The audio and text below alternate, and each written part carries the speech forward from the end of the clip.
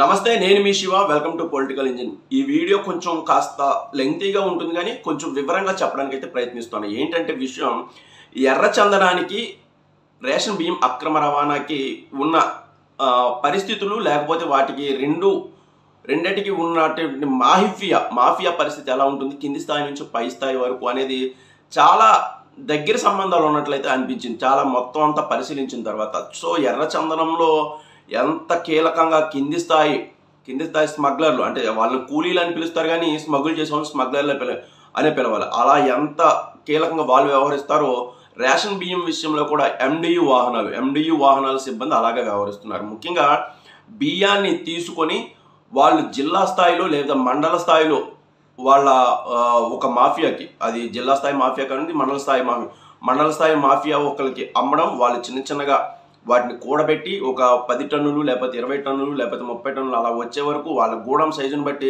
జిల్లా స్థాయిలో ఉన్న మాఫియాకి మళ్ళీ వాటిని అమ్మడం, మళ్ళీ జిల్లా స్థాయి వాళ్ళు రాష్ట్ర స్థాయి మాఫియాని ఒకసారి కనుక్కొని కాకినాడ పోర్టులో వెళ్లేందుకు అవకాశం ఉందా, కాకినాడ పోర్టులో సరుకు దింపడానికి అవకాశం ఉందా, ఎంత మేర అవకాశం ఉందని కనుక్కోవడం. కానీ ఈ మొత్తం లేయర్ కూడా ఎర్రచందనం ట్రాన్స్పోర్ట్ని, ఎర్రచందనం యొక్క అక్రమ రవాణాని క్లియర్గా తలపిస్తోంది. ఇక్కడ కూడా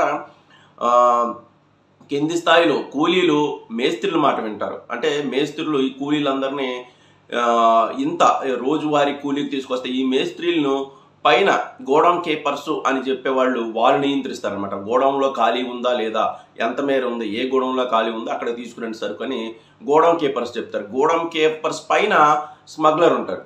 అంటే అతను డీలింగ్స్ చేస్తాడు ఇతరత్ర వ్యక్తులతో కానీ, ఇంటర్నేషనల్ మాఫియాతో కానీ, ఇంటర్నేషనల్ స్మగ్లర్లతో కానీ డీల్ చేసేది పైన స్మగ్లర్. ఆ స్మగ్లర్ ఎక్కడ వచ్చిన ఆర్డర్ను అనుగుణంగా ఎలా తరలించాలి, ఏ పోర్టు నుంచి తరలించాలి, దానికి ఉన్న కారణాలు, లేకపోతే అప్పుడున్న అధికారులు ఆ టైమింగ్ని బట్టి ఎప్పుడు సరుకును తీసుకువెళ్ళి పోర్టులో చేర్చాలి అనేది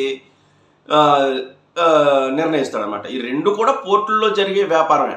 ఈ కింద నుంచి వచ్చే లేయర్లు ముఖ్యంగా ఈ కూలీలు లేకపోతే ఎర్రచందనం స్మగ్లింగ్ ఎలా ఆగిపోతుందో, కిందనే ఎండియు వాహనాలు లేకపోతే కూడా ఈ అక్రమ రేషన్ బియ్యాన్ని అరికట్టవచ్చు. ఫస్ట్ అక్రమ రేషన్ బియ్యం విషయంలో ముఖ్యంగా అక్రమ రేషన్ బియ్యం ఈ చైన్ లింక్ తెంపాలంటే ప్రజల్లో ఒక భయం రేకెత్తించాల్సిన అవసరం అయితే ఉంది ప్రభుత్వానికి. అక్రమ రేషన్ బియ్యం విషయంలో అమ్మిన వాళ్ళు కూడా పీడీ యాక్ట్లకు గురవుతారు. ఖచ్చితంగా మీరు అమ్మకుండా ఖచ్చితంగా తీసుకోవడానికి చెప్పడంతో పాటు ఎటువంటి పరిస్థితుల్లో ఒకవేళ మీరు బియ్యాన్ని తీసుకోకపోయినా రేషన్ కార్డులు రద్దవ్వవు అనే విషయాన్ని చెప్పాలి. అలాగే సచివాలయ సిబ్బందిని ఈ పూర్తి బియ్యం సరఫరాకి సంబంధించి, బియ్యం రవాణాకి సంబంధించి, ఇంటింటికి ఇస్తున్న బియ్యానికి సంబంధించి వాళ్ళకి పర్యవేక్షణ బాధ్యతలు అప్పగిస్తే మొత్తం తగ్గిపోతుంది స్మగ్లింగ్. లేకపోతే బియ్యం అక్రమ రవాణా ఆగిపోతుందని చెప్పలేం కానీ 50% వరకు అయితే కట్టడి చేయొచ్చు. ఈ సచివాలయ సిబ్బందిని ఎప్పటికప్పుడు బాధ్యులను చేస్తూ ఎక్కడికక్కడ వాళ్ళు ఎండిఓ వాహనాలను ప్రతి 2-3 వాహనాలను ఒక మనిషికి అప్పగిస్తూ బియ్యం రవాణాను చేయడం ద్వారా, అలాగే ప్రజలను ముఖ్యంగా భయభ్రాంతులు అనకూడదు కానీ ఒక సూచన లేకపోతే ఒక సలహా లాంటిది ప్రభుత్వం ఇచ్చి ఎట్టి పరిస్థితుల్లో మీ కార్డులు రద్దవ్వవు, అవసరం అయితేనే బియ్యం తీసుకోండి, ఒకవేళ బియ్యం తీసుకొని అమ్ముకుంటే మీరు కూడా పీడీ యాక్ట్లోకి వెళ్తారు అని చెప్పడం ద్వారా, లేకపోతే దాన్ని అవగాహన చైతన్యం తీసుకురావడం ద్వారా ఖచ్చితంగా ఈ బియ్యం అక్రమ రవాణాలో కాస్తైనా మనం ఖచ్చితంగా వారి నుంచి కొనుగోలుదారు నుంచి, ముఖ్యంగా ప్రజల దగ్గర నుంచి బియ్యం అమ్మే విధానాన్ని అయితే ఖచ్చితంగా ఆపవచ్చు. ఆపితే ఫస్ట్ బియ్యం ఆపితేనే కాదు, కింద స్థాయిలో బియ్యం ఆపితేనే పై స్థాయి వాళ్ళకి అది వెళ్తుంది. అలాగే ఎర్రచందనం విషయంలో కూడా కింది స్థాయిలో కూలీలను ఆపగలిగితే, జవ్వాదుమలై, తిరువన్నమలై, గతంలో కాట్పాడి నుంచి వచ్చిన కూలీలను ఆపగలిగితేనే ఎర్రచందనం దొంగలను కొట్టేవాళ్ళు ఆగుతారు. సో దీనికి చాలా దగ్గర సంబంధం ఉంది. కింది స్థాయి లేయర్ను మనం ఎప్పుడైతే ఆపుతామో ఖచ్చితంగా ఈ స్మగ్లింగ్ అనేది ఖచ్చితంగా ఆపుతుంది. ఆంధ్రప్రదేశ్లో ఎర్రచందనం పెద్ద స్మగ్లింగ్ అయితే ఇప్పుడు బియ్యం రవాణా, ఇప్పుడు గంజాయి, ఈ 3 స్మగ్లింగ్ ఆపడానికి కింది స్థాయి లేయర్లను పూర్తిగా ధ్వంసం చేయాల్సిన అవసరం అయితే ఖచ్చితంగా ఉంది. దానికి నేను చెప్పాను కదా, ఎర్రచందనం స్మగ్లింగ్ చేసేవాళ్ళు మన తెలుగు వాళ్ళు అయితే కాదు. అడవుల్లోకి వెళ్ళి అంతంత బరువున్న దొంగలను మోసే సత్తా కానీ, లేకపోతే అంతంత బరువైన దొంగలను మోసే నేర్పరితనం కానీ గతంలో శ్రీగంధం చెట్లు కొట్టేవాళ్ళు, అలాంటి బ్యాచే ఇప్పుడు మళ్ళీ ఎర్రచందనం మీద పడింది. సో ఆ బ్యాచ్ అంతా కూడా జవ్వాదిమలై చుట్టుపక్కల లేకపోతే కాట్పాడి చుట్టుపక్కల వాళ్ళు కూలీలుగా నివసిస్తున్నారు. వాళ్ళని మనం నిలుపుదల చేస్తే, వాళ్ళని మనం మళ్ళీ శేషాచలంలోకి రాకుండా నిలువరించగలిగితే, అక్కడికి వెళ్ళి ఏమైనా అవగాహన కార్యక్రమాలు లేకపోతే వాళ్ళకు ఒక దారి చూపించడం, తమిళనాడు ప్రభుత్వంతో మాట్లాడి ప్రత్యేకంగా ఈ ఎర్రచందనం కేసులు ఉన్న వాళ్ళకి ఏదైనా భృతి చూపించడం, లేకపోతే ఇతరత్ర అదే జీవన భృతి మార్గాలు చూపిస్తే ఖచ్చితంగా వాళ్ళు శేషాచలంలోకి రాకుండా అయితే మనం నిలువరించవచ్చు.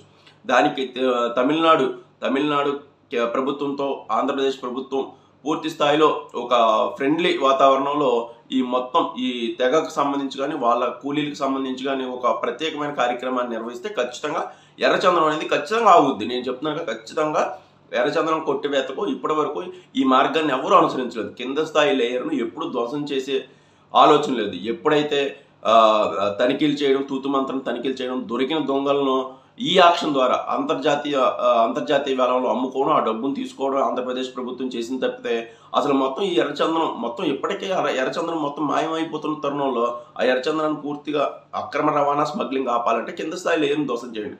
అలాగే బియ్యం విషయంలో కూడా అక్రమ రవాణా అవుతున్న బియ్యం విషయంలో కూడా ఇదే కింద స్థాయి లేయర్ను పూర్తిగా ధ్వంసం చేయాలి. ఎండియు వాహనాలు పూర్తిగా ఎత్తివేయడమా, లేకపోతే రేషన్ దుకాణాల ద్వారా ఒకవేళ రేషన్ కనుక ఇస్తే కనుక ఆ రేషన్ దుకాణాల మీద ఎలాంటి నిఘా పెట్టాలి, లేకపోతే ఎండియు వాహనాల ద్వారానే ఇస్తే ఈ సచివాలయ సిబ్బందిని మొదట చెప్తున్నట్లుగా సచివాలయ సిబ్బందిని పూర్తిగా పర్యవేక్షణ చేయించడం, అలాగే ప్రజల్లో కూడా చైతన్యం రప్పించడం ద్వారా ఖచ్చితంగా కొంతైనా ఆగుతుంది. ఖచ్చితంగా ఈ రేషన్ మాఫియా బియ్యం అయితే పూర్తి స్థాయిలో నియంత్రణ అవుతుందని అయితే నా భావన. ఈ రెండు కూడా పూర్తి స్థాయిలో కింది స్థాయి లేయర్లను